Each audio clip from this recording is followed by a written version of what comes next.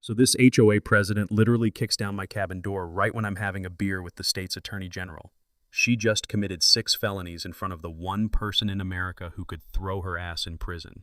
I'm talking full-on wood splintering, designer heels clicking on broken glass, the whole 9 yards. This woman in her $1,000 blazer, reeking of that aggressive perfume that probably costs more than my truck payment, storms into my grandfather's cabin screaming about violations and jurisdiction like she owns the place. Zero clue who she just barged in on. Zero clue she's live streaming her own arrest warrant to 3,000 followers. 6 months earlier, I thought Karen was just your typical power-drunk neighbor. Turns out she was running a $250,000 embezzlement scheme, and I was about to accidentally burn her entire criminal empire to the ground. What would you do if some HOA psychopath invaded your private property during the most important meeting of your life? Drop a comment below and tell me where you're watching from. I guarantee half of you have dealt with these neighborhood dictators before. Let me back up and tell you how this whole nightmare started. 6 months ago, life was pretty damn good. My name's Marcus Henley, I'm 52, and after 30 years of crawling through muddy trenches installing power grids across 3 counties, I'd finally earned my retirement. The crown jewel? My grandfather's fishing cabin on Clearwater Lake. 2 acres of pure heaven that old Pop bought back in 1963 for $800. Can you believe that? $800 for lakefront property that's now worth more than most people's houses. This wasn't some fancy McMansion, mind you. We're talking hand-hewn logs, a stone fireplace that Pop built with his own calloused hands, and a screened porch that creaked in all the right places. I'd kept it completely off-grid by choice. Solar panels humming quietly on the roof, well water that tasted like childhood memories, and a septic system that actually worked better than most city setups. The morning mist rising off the lake each day reminded me why Pop chose this spot. He used to say the land picks you, not the other way around. Smart man. He also used to say, Marcus, when someone wants your land real bad, find out why, because it's usually worth more than they're telling you. Then she showed up. Delilah Cromwell, though everyone just called her that HOA psycho, rolled into our peaceful lake community like a tornado in designer clothing. 58 years old, fresh from some California subdivision where apparently being neighborhood dictator was a full-time career. She drove this pearl-white Escalade with vanity plates that read Rule 1, I kid you not, and wore her HOA president badge on her blazer like it was a sheriff's star. The woman had one mission in life: transform our rustic lakefront into what she called an upscale resort community. But here's what I didn't know then. 3 elderly couples had already sold their cabins to interested buyers within 2 months of her arrival. Funny coincidence, right? Her first act of war came on a Tuesday morning. I'm sitting on Pop's porch, drinking coffee and watching a pair of loons teach their babies to dive, when I hear these sharp clicking sounds on my wooden dock. Designer heels. At 7 a.m., on my private property. 10 minutes later, she's taping this official-looking notice to my screen door. Violation citation. Unsightly dock structure damaging community property values. Fine, $500. Compliance required within 72 hours or daily penalties will accrue. I had to read it twice. My weathered dock, the same one Pop and I had reinforced together when I was 12, was apparently an eyesore threatening the entire neighborhood's real estate market. Being a reasonable guy, I walked over to explain that my property actually predates the HOA by about 40 years. You know what she said to me? Standing there in my own driveway, hands on her hips like she owned the place. Everyone on this lake answers to me, sweetie. Ask the Hendersons how well fighting me worked out for them.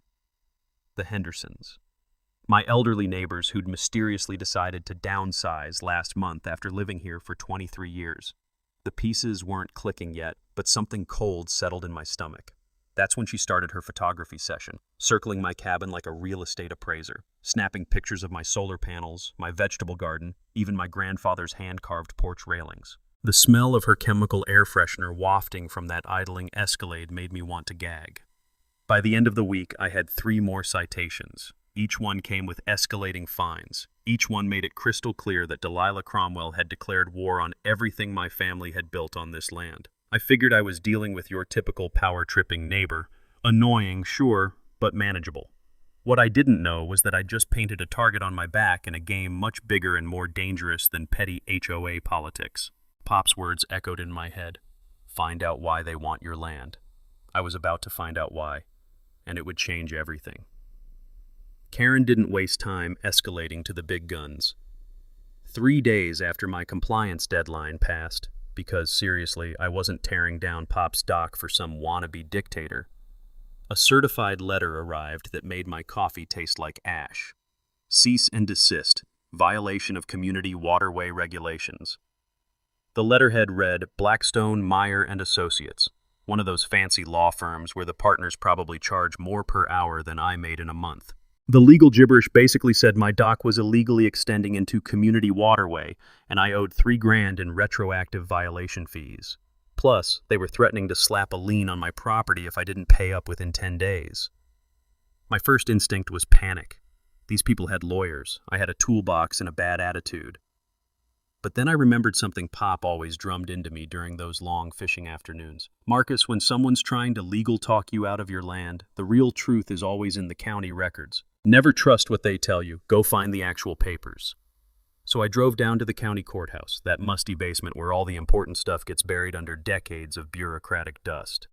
The clerk, a sweet lady named Betty who remembered Pop from his fishing tournament days, helped me pull the original property surveys. I'd learned this trick from my union days. Always check the source documents before some suit tries to buffalo you with fancy letterhead. What I found made my blood boil. My grandfather's lot didn't just go to the water's edge, it included 50 feet into the lake. The deed, stamped and official from 1963, was crystal clear. That dock wasn't trespassing on community property. It was sitting smack dab in the middle of my lake. But here's the real kicker. The HOA wasn't established until 1998, 35 years after Pop bought his land. I remembered my old foreman always saying that older properties often have rights that newer developments can't touch. Something about grandfathered exemptions that trump any neighborhood association nonsense. Armed with copies of everything, I marched back to my cabin feeling pretty damn proud of myself. That satisfaction lasted exactly until I tried to leave for groceries and found Karen's Escalade parked sideways across my driveway. Not beside it, not near it, directly blocking it, like she was conducting some kind of one-woman traffic stop. When I knocked on her window, she rolled it down just enough to speak through the gap. "Oh, Marcus, I'm just reviewing the community parking regulations. This might take a while." The mechanical hum of her idling engine mixed with that sickly sweet air freshener created this surreal bubble of passive-aggressive insanity. Here I was, a grown man who'd built half the county's electrical infrastructure, being held hostage in my own driveway by a suburban soccer mom with a power complex. But Karen was just getting warmed up. Within a week, she'd organized something called the Lakeside Beautification Committee, which sounds nice until you realize it was basically a hit squad targeting anyone who didn't fit her country club vision. Suddenly, neighbors who'd waved at me for years were crossing the street to avoid eye contact. Her Facebook posts were masterpieces of passive-aggressive warfare, concerned about eyesore properties affecting all our home values. Some people just don't care about the community, lakeside strong property values. The comment section turned into a feeding frenzy. People I'd known for decades were suddenly experts on property law, parroting Karen's talking points like she was some kind of real estate prophet. 3 of my neighbors actually apologized to me privately. Tom and Susan Martinez pulled me aside during my evening walk and confessed that Karen had strongly suggested they complain about my property or face their own citation blitz. Apparently, she'd already targeted old Mr. Peterson for having non-regulation window boxes and threatened the young couple with the baby over their unsightly playground equipment. "She's got something on everyone," Tom whispered, glancing around like Karen might be hiding in the bushes with a camera. "Her husband works up at the state capitol. Connected, political stuff." That hit me like a cold slap. This wasn't just neighborhood drama anymore. This woman had reached beyond our little lake community. That night, I found orange spray paint covering my mailbox, bright, aggressive strokes that spelled out "comply or leave." My security camera, solar-powered and hidden behind a pine tree, caught everything, including Karen's license plate as she drove away at 2:30 a.m. When I called the sheriff's office the next morning, guess who showed up? Deputy Chad Cromwell, Karen's nephew. He took one look at the vandalism report, shrugged, and said, "Probably just kids. You know how they are." The rough texture of that spray paint under my fingers as I tried to scrub it off felt like sandpaper against my soul. Pop used to say, "Sometimes you need bigger guns for a bigger fight. Time to find some bigger guns." Karen's next move came disguised as civic duty. which somehow made it even more infuriating. She'd figured out that direct confrontation wasn't working, so she decided to weaponize the entire county bureaucracy against me. It started with a polite knock on my door from Building Inspector Dale Morrison, a guy I'd actually worked with on several projects over the years. The awkward look on his face told me everything I needed to know before he even opened his mouth. "Marcus, I'm real sorry about this, but I got a complaint about unpermitted structures on your property. You know I have to follow up on these things." 3 hours later, Dale had crawled through every inch of my cabin with his clipboard and measuring tape. His conclusion? Everything was not only up to code, but actually exceeded current safety standards. Pop might have been old school, but he'd built things to last. "Whoever filed this complaint," Dale muttered as he packed up his gear, "either doesn't know what they're talking about, or they're just trying to waste everyone's time." The next day brought Environmental Officer Janet Bennett, investigating reports of my septic system contaminating the lake ecosystem. Again, perfectly functioning. Better than most new installations, she admitted. Then Fire Marshal Bob Rodriguez showed up to examine my solar panels for hazardous electrical violations. Clean bill of health there too. Each inspection cost me a day of peace and a chunk of my retirement sanity. But more importantly, each false report was creating an official paper trail that made me look like some kind of problem property owner. I remembered something my union rep used to warn us about. Bureaucratic harassment was a classic tactic because it looked legitimate on paper, even when it was pure malicious bullshit. While I was dealing with the inspection parade, Karen was busy playing her media game. She'd managed to get herself interviewed by Channel 7's Community Spotlight segment, positioning herself as this concerned citizen fighting to protect our family-friendly lake environment. The news story was a masterpiece of selective editing.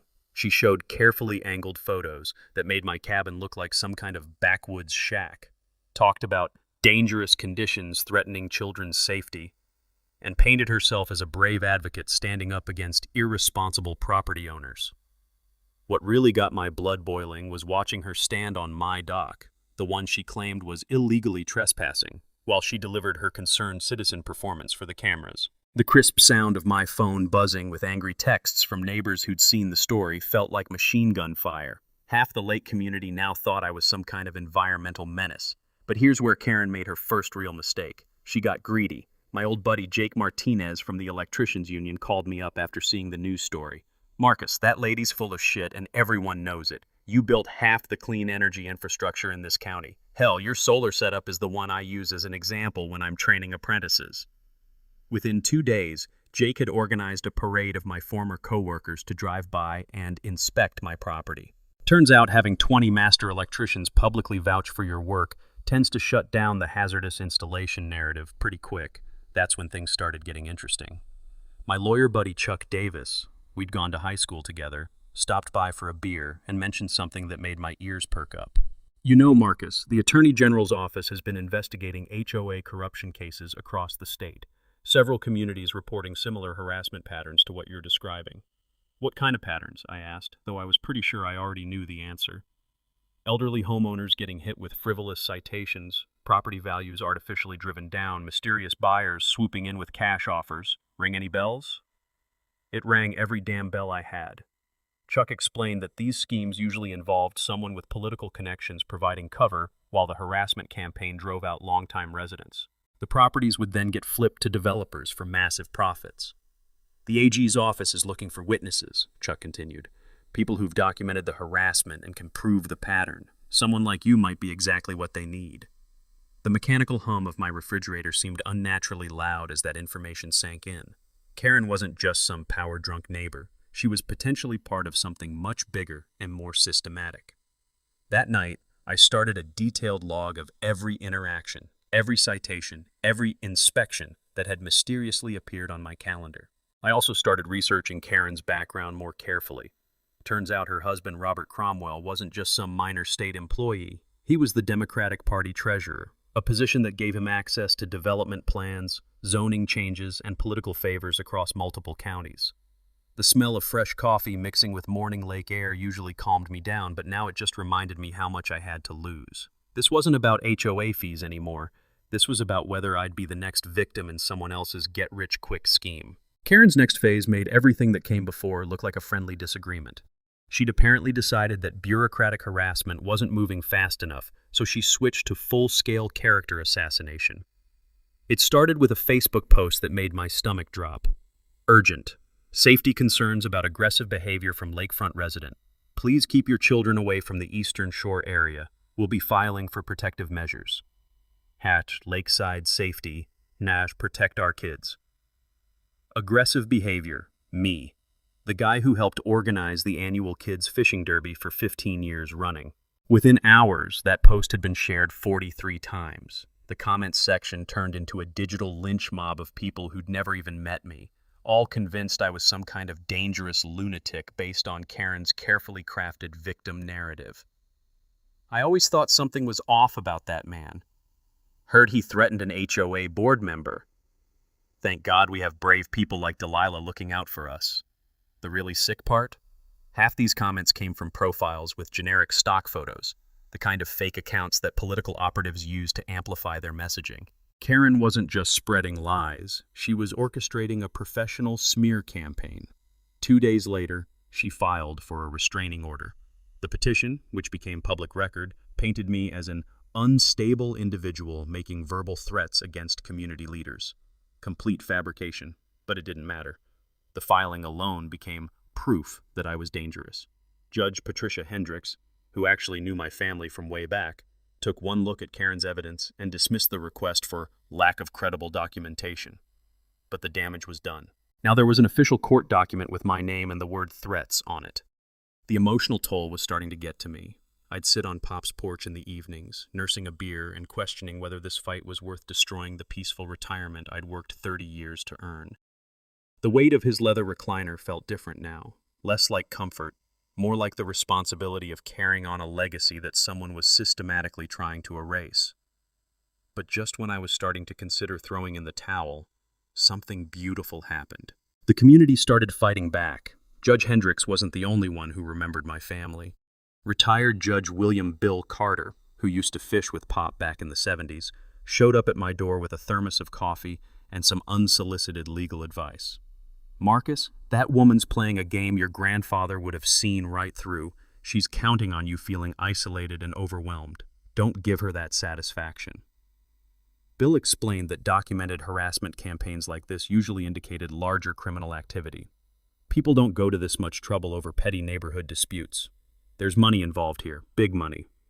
The local VFW Post, where I'd been a member for 20 years, issued a statement calling Karen's accusations baseless attacks on a decorated community member.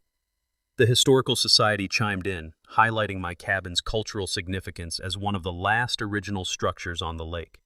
Even the environmental group that monitored lake water quality praised my sustainable living model. It felt like the entire decent part of our community was rallying around me. The bitter taste of stress was finally giving way to something that felt like hope. But Karen wasn't done, not even close. Her next move was diabolical in its simplicity. She somehow convinced the utility company to investigate irregularities in my electrical service.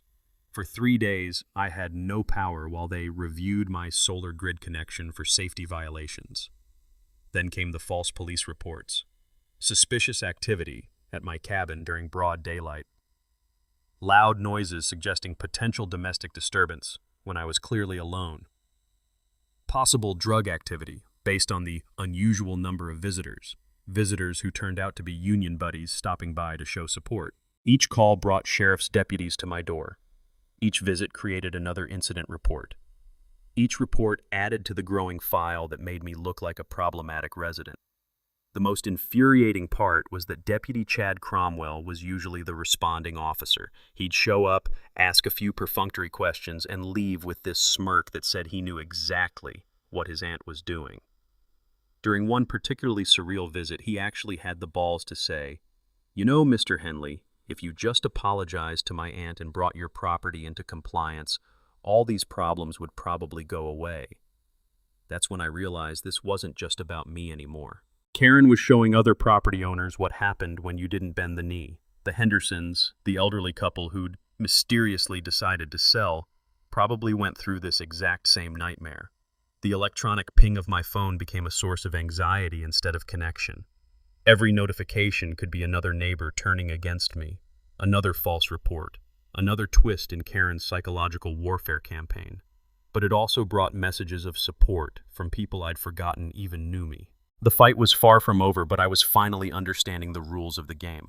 The breakthrough came when I was doing the most boring thing imaginable, organizing paperwork for my meeting with the Attorney General's office. Chuck had arranged the whole thing, explaining that they needed detailed documentation for their statewide HOA corruption investigation. I was sitting at Pop's old oak table, surrounded by stacks of citations, inspection reports, and legal threats, when something caught my eye.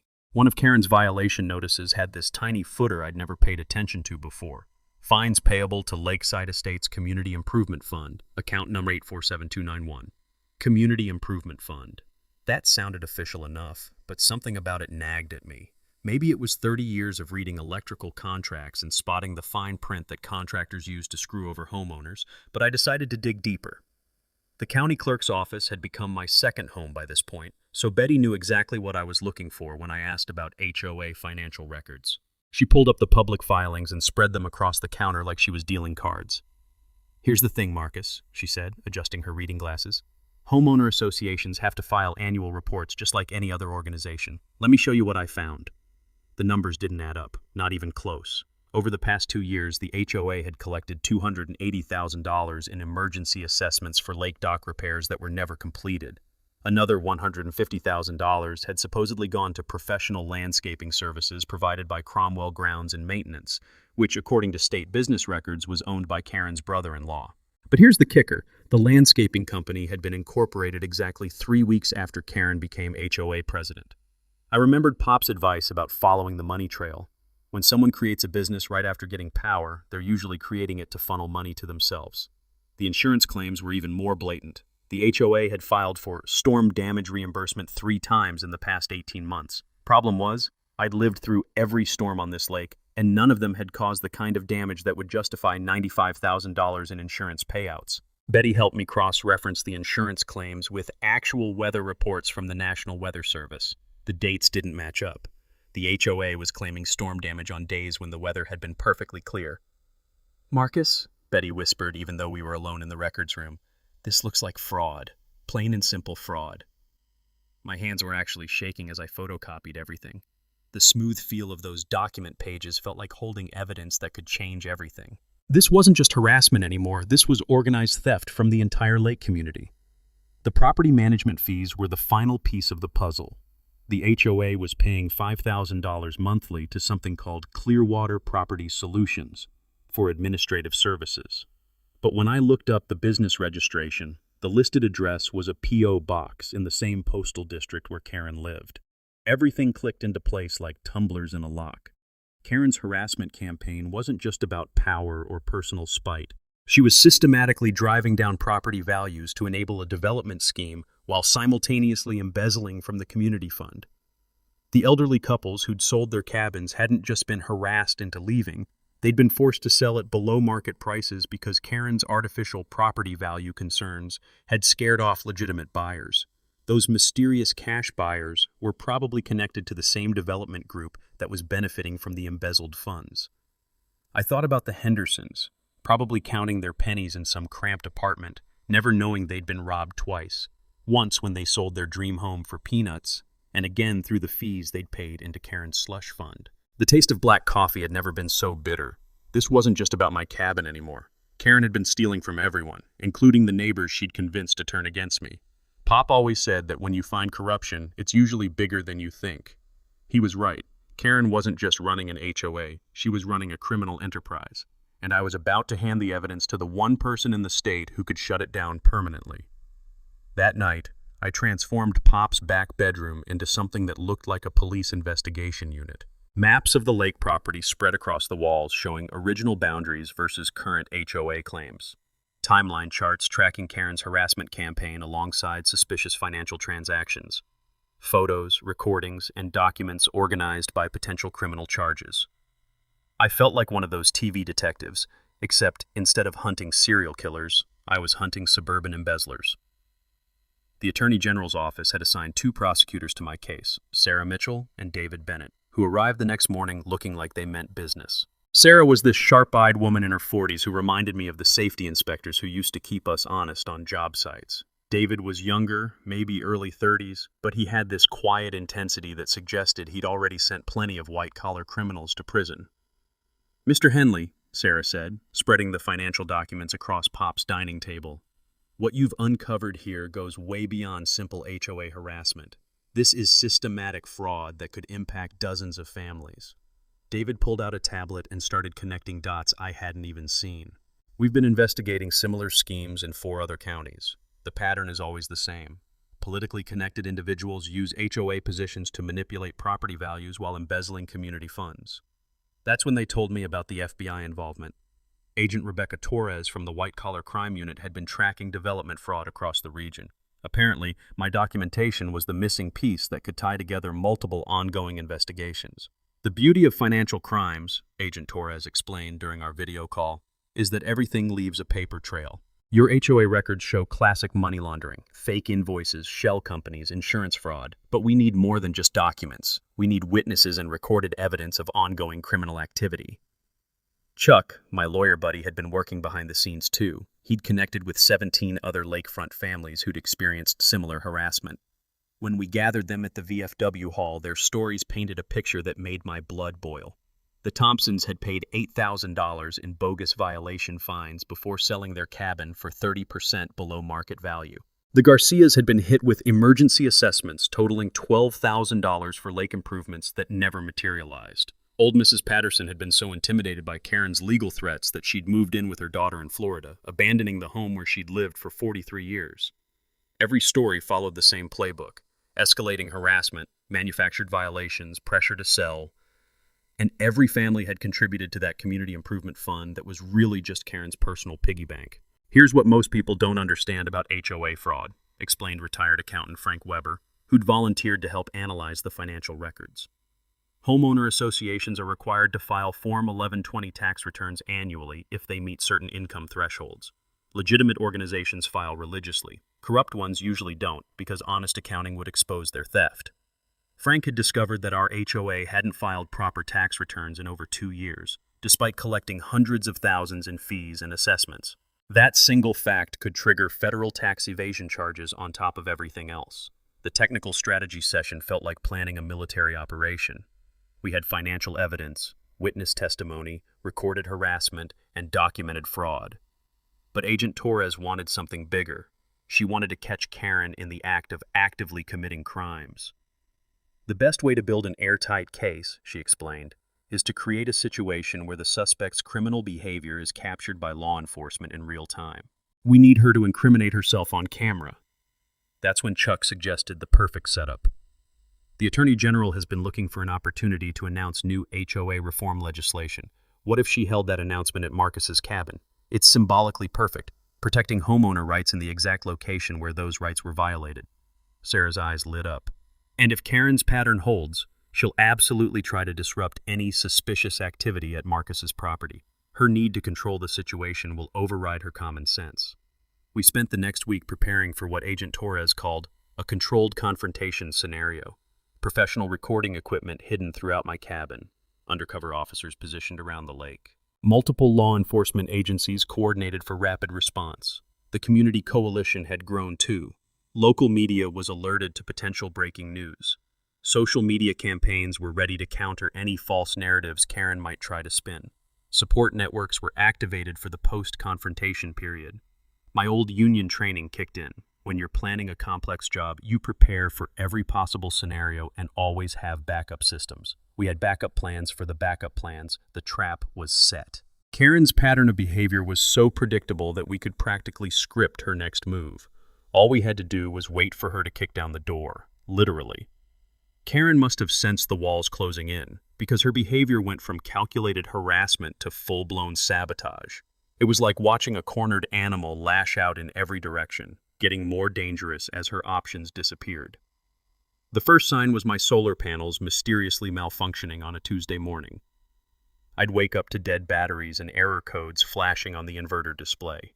When my electrician buddy Jake came out to investigate, he found clear evidence of tampering, wire connections loosened just enough to disrupt the system without causing obvious damage. Marcus, this is professional-level sabotage, Jake said, photographing the evidence with his phone.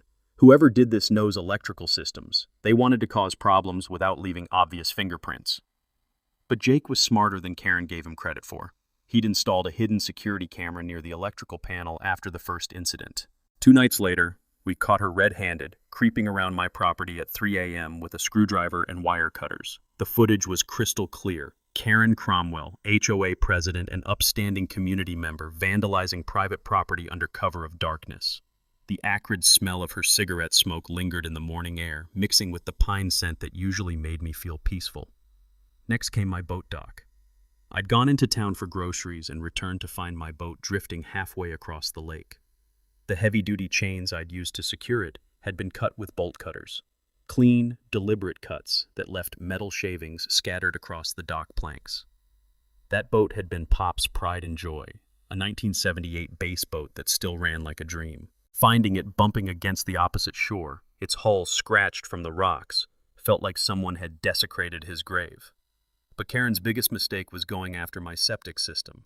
I'd just passed a county inspection with flying colors, but suddenly my perfectly functioning system started backing up. The smell was horrific, that combination of sewage and chemical additives that made your eyes water from 50 feet away.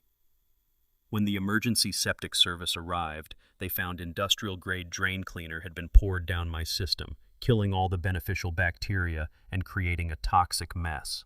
This is deliberate sabotage, the technician explained, holding up soil samples that showed chemical contamination. Someone pumped commercial-grade acids into your system. This stuff costs serious money and requires specialized knowledge to use. The repair bill was $3,200, but more importantly, the chemical analysis provided forensic evidence that this wasn't random vandalism. It was calculated destruction requiring insider knowledge of septic systems. While I was dealing with sewage backup, Karen was orchestrating her media blitz. Anonymous accounts flooded social media with posts about my ongoing property violations and deteriorating conditions threatening neighborhood safety. The bots were so obvious it was almost comical. Dozens of profiles with generic names posting identical complaints within minutes of each other. She'd also ramped up the intimidation network. Deputy Chad Cromwell's patrol presence increased dramatically. He'd cruise by my cabin 4 or 5 times per day, always slowing down just enough to make his surveillance obvious. Sometimes he'd sit in my driveway for 20 minutes, running license plates of anyone who visited. The building inspector suddenly found code violations in work that had passed inspection just weeks before. The fire marshal received anonymous tips about fire hazards that didn't exist.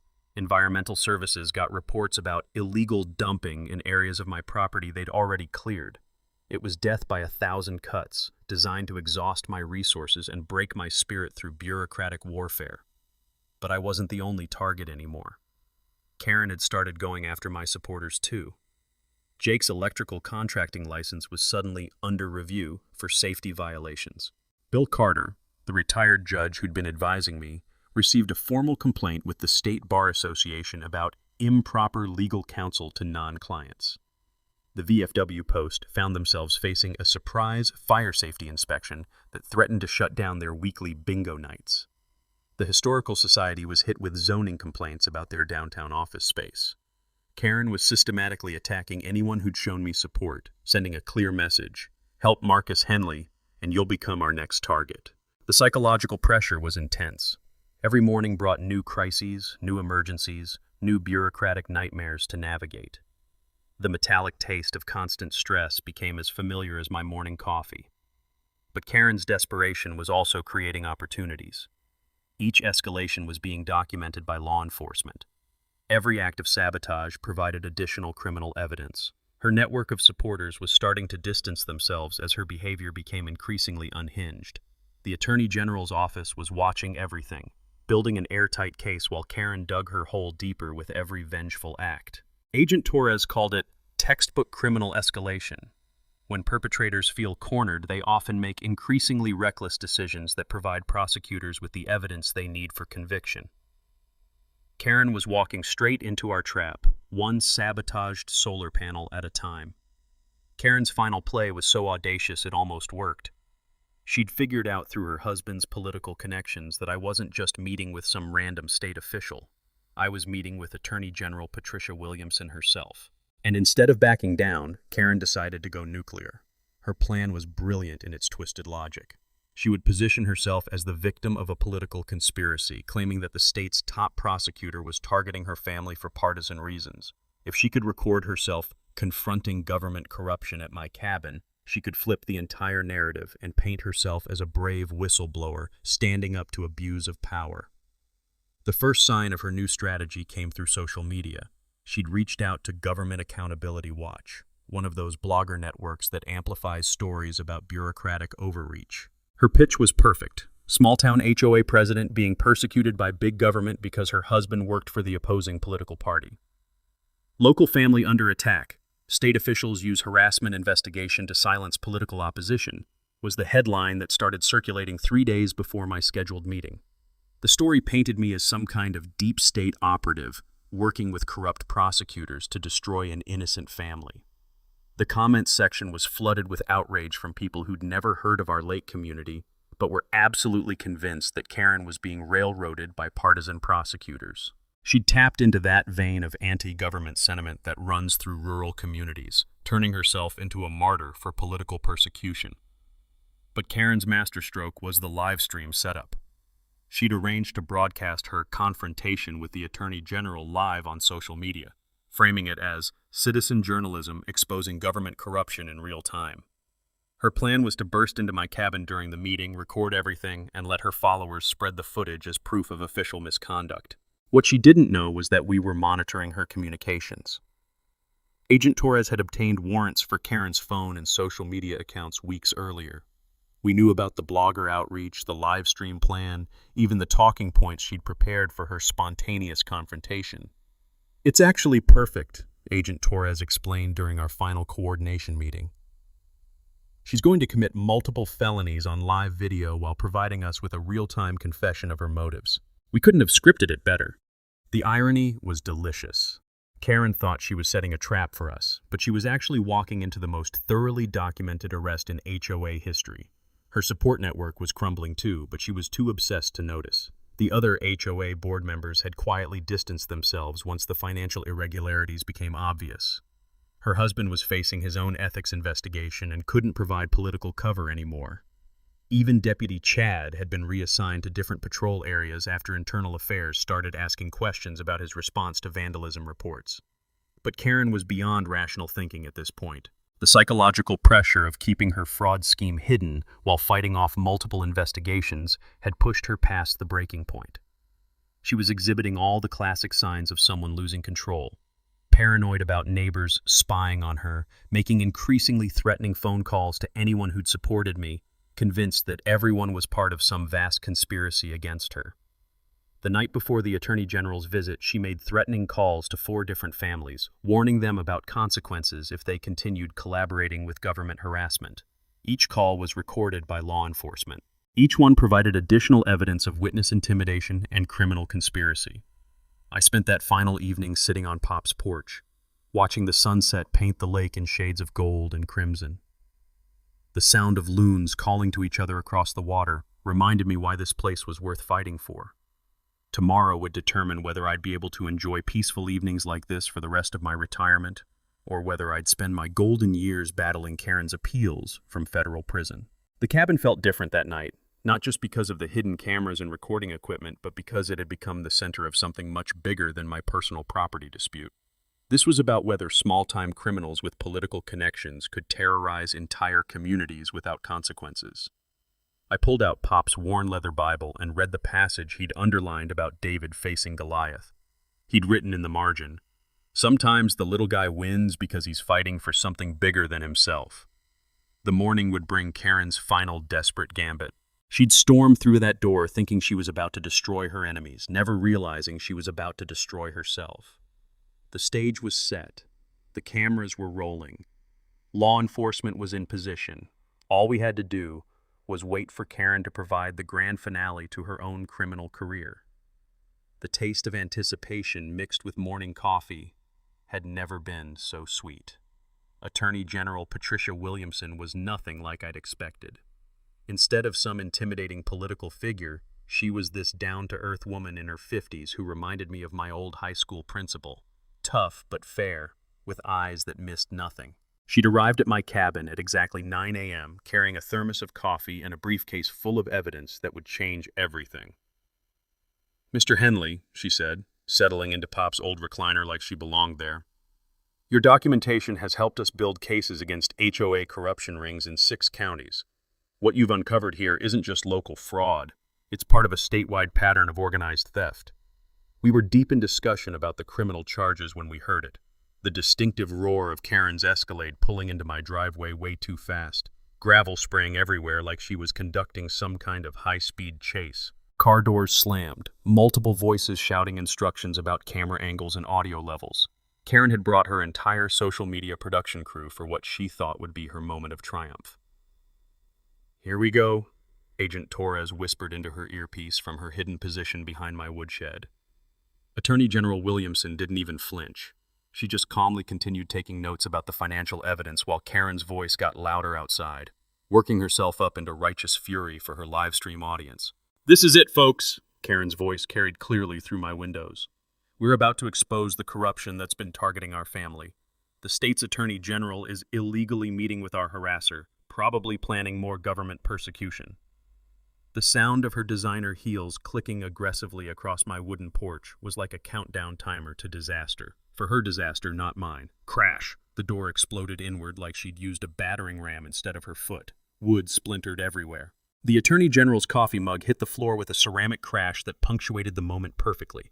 Karen stormed into my living room with her phone held high, live streaming everything, completely oblivious to the fact that she'd just committed criminal trespass, breaking and entering, and assault in front of the state's chief prosecutor.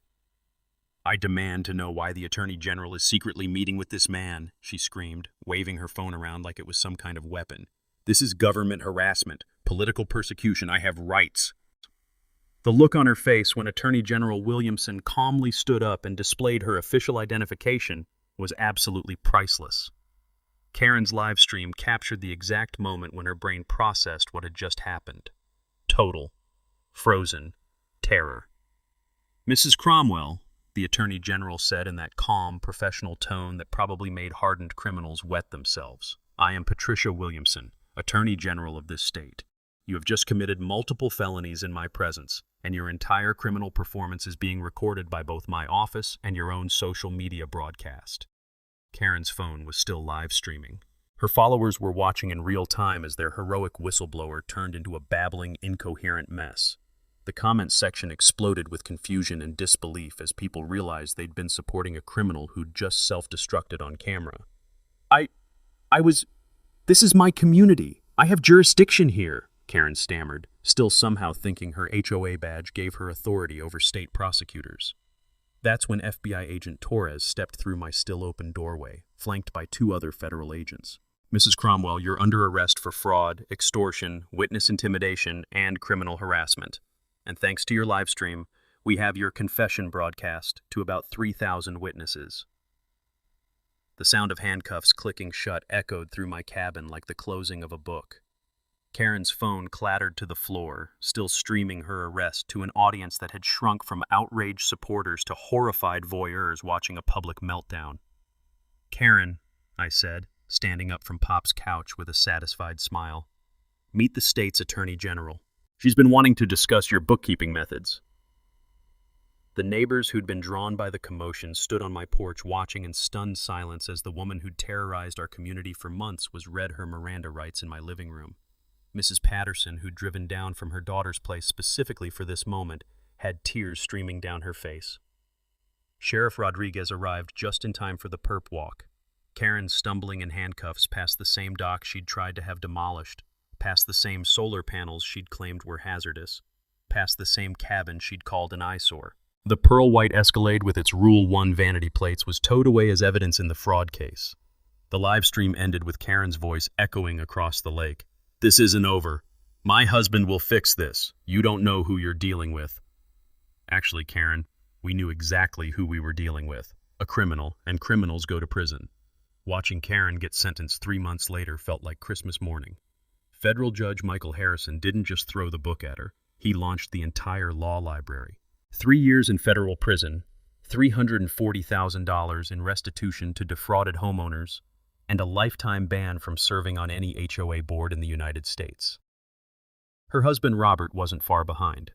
The ethics investigation revealed he'd been using his position as Democratic Party treasurer to provide insider information about zoning changes and development plans. He resigned in disgrace and got 18 months for conspiracy and abuse of office. The HOA itself was dissolved faster than sugar in hot coffee. In its place, we formed the Clearwater Lake Volunteer Association. Emphasis on volunteer. No mandatory fees, no citation authority, no power-drunk presidents. Just neighbors working together to keep our little slice of paradise beautiful. My role in exposing the corruption scheme earned me something I never expected. Whistleblower compensation from the recovered fraud funds. Turns out, when you help the feds recover hundreds of thousands in stolen money, they're pretty generous with the rewards. That check for $45,000 felt like vindication for every sleepless night Karen had caused me. But the real victory was watching justice ripple outward. Attorney General Williamson used our case as the foundation for new state legislation that I still can't believe has my name on it. The Henley Act requires all HOAs to undergo annual independent financial audits and creates criminal penalties for harassment-based property manipulation schemes. 3 other counties used our evidence to prosecute similar fraud rings. Turns out, Karen's operation was part of a much larger network of politically connected criminals systematically robbing homeowners across rural communities. The FBI's final report identified over 24 related cases spanning 5 states. The families who'd been driven from their homes started coming back too. The Hendersons bought a beautiful new cabin 2 lots down from mine after their old property's fraudulent value concerns were legally voided. Mrs. Patterson moved back from Florida and threw a block party that lasted until sunrise. Property values didn't just recover, they soared. Turns out, when you remove the constant threat of harassment and fraudulent citations, people actually want to live in a peaceful lakefront community. Who would have thought? The transformation went beyond legal victories. Our little lake became a model for sustainable community living. My off-grid cabin, once Karen's target for eyesore citations, now hosts monthly tours for people interested in solar power and environmental stewardship. The State Environmental Agency featured us in their Renewable Energy Showcase program. I established the Pops Legacy Scholarship, using part of my whistleblower compensation. $500 grants for kids entering trade school programs. Pop always believed that working with your hands was the foundation of an honest life. Seemed fitting to help the next generation learn those same values. The annual Clearwater Lake Festival has become a regional attraction, raising money for veterans' housing assistance programs. Last year, we brought in enough to fund 3 tiny home projects for homeless vets. The sweet smell of barbecue and the sound of families laughing together replaced the toxic atmosphere Karen had created. But the best part? The quiet moments. I'm sitting on Pop's porch right now watching the sunset paint the lake in shades of gold and purple. The loons are calling to each other across the water, their voices echoing off the same hills where Pop taught me to fish 60 years ago. My solar panels hum peacefully on the roof, powering a life that's finally my own again. No more certified letters, no more inspection visits, no more designer heels clicking across my dock at dawn. Just the gentle lap of waves against weathered wood and the knowledge that sometimes, if you're stubborn enough and righteous enough, David really can beat Goliath. The documentary crew from Netflix finished filming here last month. HOA Hell. How One Man Took Down a Criminal Empire premieres next spring. They paid me enough to add a guest cabin where other harassment victims can stay while fighting their own battles. Because Karen wasn't unique. There are power-drunk HOA dictators in communities across America, terrorizing elderly homeowners and stealing from community funds. But now there's a roadmap for fighting back. Now I want to hear from you. Drop a comment sharing your own HOA nightmare. Trust me, you're not alone in this fight. These stories need to be told. Hit subscribe if you want more stories about everyday people taking down corrupt systems, because there's a lot more where this came from. Next week, I'm telling you about the city councilman who tried to shut down a veteran's food truck until the owner's Pentagon buddies decided to pay a visit. Thanks for hanging out with us on HOA Stories, where the HOA Karens meet their match. If this story had you cheering or cringing, go ahead and like the video. Drop a comment with your reaction and hit subscribe so you're ready for the next wild HOA tale.